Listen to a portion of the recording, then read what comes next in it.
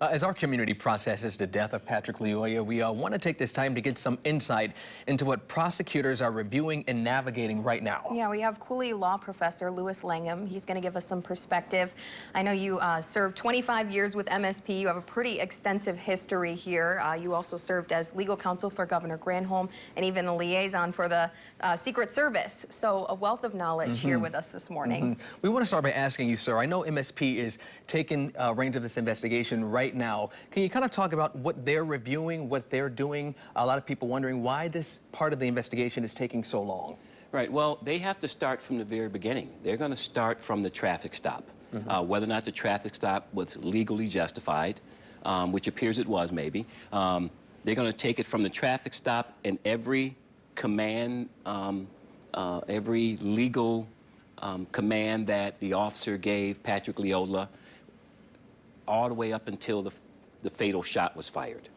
And they have a long way to go to get there. They have interviews with everyone that may have seen something, including the police officer himself, to get to a final determination as to whether or not ultimately the prosecutors will make a decision on whether or not charges should be brought forth. How long could we see an investigation in terms of MSP's investigation taking and the full investigation?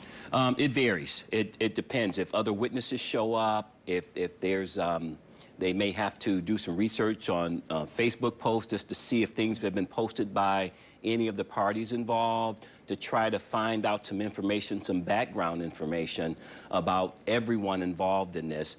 They'll put all that together, and it could take weeks from now before a final determination is made by the prosecutor's office. It's not going to happen as fast as most people think.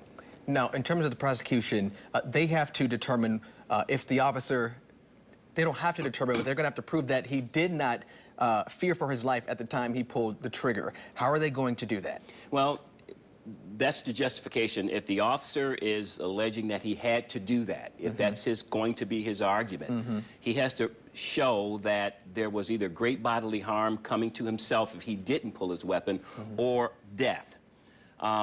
If he can't show those things, because he's going to have to justify why he pulled his weapon, and at the time he actually pulled his weapon, because if, as the video showed us, once you pull your weapon, now he's got one hand left to restrain.